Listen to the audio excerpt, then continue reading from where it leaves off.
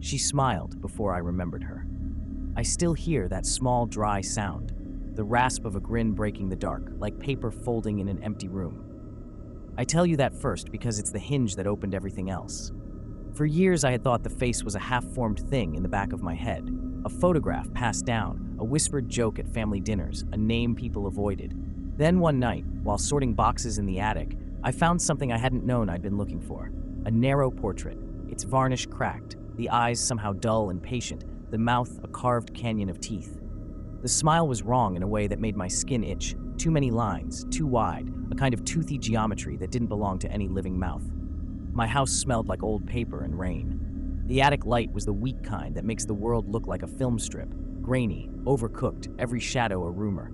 I sat cross-legged on the floorboards with the portrait in my lap, and as I turned it toward the window, the streetlight caught the teeth, and they seemed to rearrange themselves. I told myself it was fatigue. I told myself I'd been working too late, reading old family letters until the edges of names blurred. Still, the hair on my arms lifted, and the temperature in the room lowered in a way that felt deliberate, like someone had opened a door somewhere inside the house and let winter inhale. That night, the house made the polite noises of an old thing, pipes settling, the refrigerator humming like a distant gecko. But beneath those ordinary sounds, there was a rhythm I couldn't name, a slow scuffing, like fingers on plaster. Later, when I lay awake, I could swear I heard the portrait breathing, not with lungs, but with a movement in the varnish, a shiver along the painted cheekbone that matched the beat of my own pulse. At 2 a.m, I found myself downstairs, the portrait under my arm, standing before the hallway mirror and expecting nothing. I was not expecting the reflection to blink back.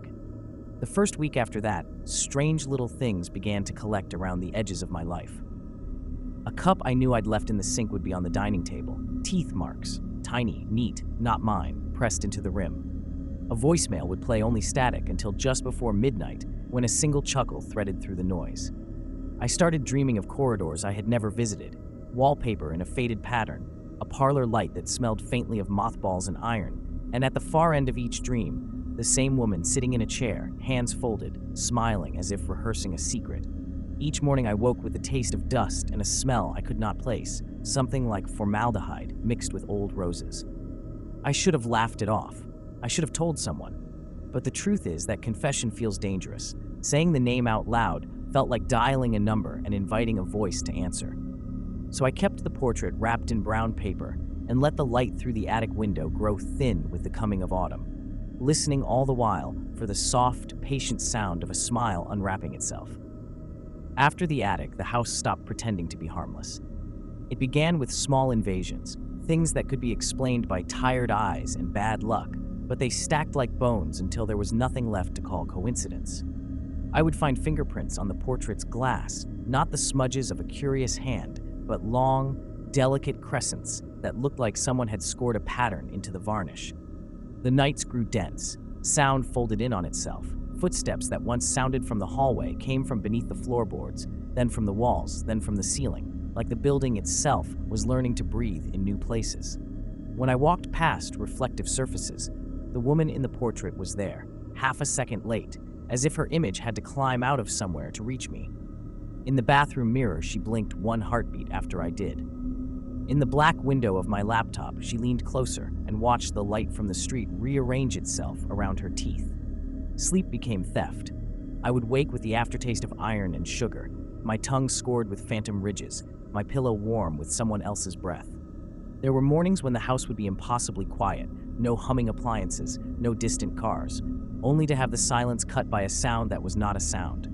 A long, thin exhale that spelled a name I did not remember until it was said again, and then I remembered everything I had not wanted to. Names stacked beside names until they made a tree I could not recognize. I found a yellowed ledger hidden in the back of a closet, pages filled with names and dates, and beside one of them, penciled in a child's cramped handwriting, was a note, "She likes a mirror near the bed." I tried to show people. My sister came over once, laughing and skeptical, and within an hour her laughter had dwindled into a flat, careful silence.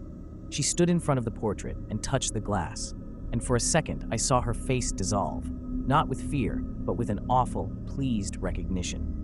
When she left, she didn't look like my sister anymore. Her smile had thinned in a way that made me want to peel it from her. After she walked out, the doorknob was warm. The next day, she called from work and her voice was paper thin. She said she had been walking through the store and a woman stopped her to say how familiar she looked. "It's like someone remembering me," she said. And then she laughed in a way that had no pleasure in it.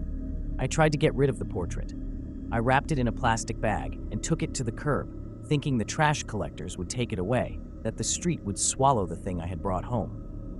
3 hours later, it was back in the attic, leaning against the rafters as if it had never left, and the smell around it was stronger now. Roses and disinfectant and the coppery tang of old wounds. I set a match to the edges of the frame once. The flame licked a circle around the varnish and went out as if the painting inhaled it. When the smoke cleared, there were teeth marks in the charred wood, neat and tiny, like someone had been sampling the smell.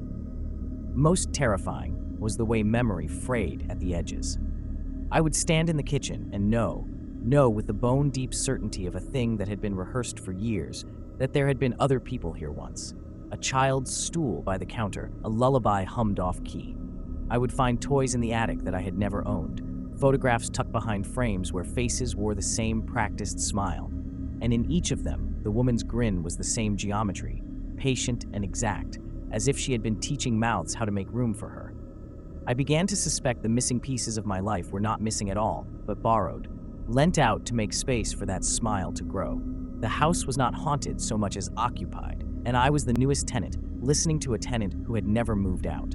It was the sort of night that feels decided, the air heavy as if someone had folded it into paper and tucked it into the corners of the rooms.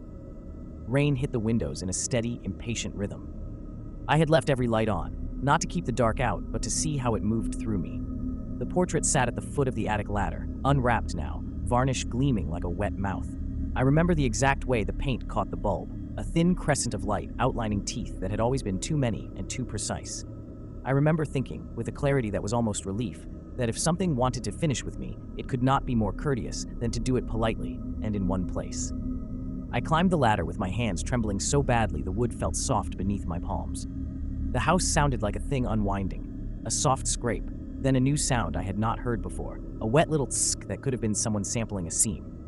The closer I came, the more the air smelled of iron and roses and bleach, the same impossible bouquet that followed the painting, and under it, an undertone of something like sugar burnt at the edges. My heart was a drumbeat in both ears. For the first time in weeks, there was no fog in my head, only the sharp outline of what I was about to do. I did not plan to destroy the portrait. I thought perhaps I would ask questions, demand explanations, bargain like a child trading marbles for a secret. Instead, I found myself lifting the painting and pressing it to my chest, the canvas cool against my sternum, and listening. At first, there was only the steady hum of the house and my breath. Then a movement in the varnish, so subtle it could have been the pulse of the paint. It grew like the tide, and with each swell, I felt something empty me. Memories peeled off in fine, papery shavings. An afternoon at a lake I had never been to. A lullaby I used to sing that I'd never heard before. A life threaded into my bones from another hand. Her voice was not a voice I could place. It came from the hinge between the portrait and the light, from everywhere and nowhere.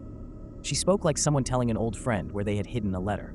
She spoke of small favors and long waits, of chairs left empty and names placed like anchors. I tried to pull back. My hands did not obey. My knees buckled and I felt my teeth loosen, one by one, as if tiny hands were undoing the house of them. The world around me narrowed to the scrape of varnish and the steady, patient geometry of teeth where a mouth ought to be. Then the mirror at the end of the attic, an old, full-length thing I had leaned against the wall years ago, caught my face. For a moment I expected to see ruin. Instead, I saw a slow, unbearable recognition. My skin draped over a mouth that smiled in a way I had not taught it to, lips stretching, mapping new teeth into old flesh. The smile was hers and mine all at once, an inheritance settling like sediment. I felt the house inhale through my ribs, and in that breath, the ledger I had found unfolded itself across my thoughts, and I saw the names, neat as stitches, the ones borrowed and the ones returned. I tried to scream and found my voice soft, courteous, practiced. There was no malice in what happened next, only a polite absolute taking. I lay back on the attic floor and watched the ceiling seam ripple like water. The painting cooled against my chest as memory slipped away, the attic light blurring into a photograph. When they ask what happened, they will say I disappeared. When they look in mirrors, they will think they see me and be mistaken. She smiles with my mouth. Subscribe to more story books.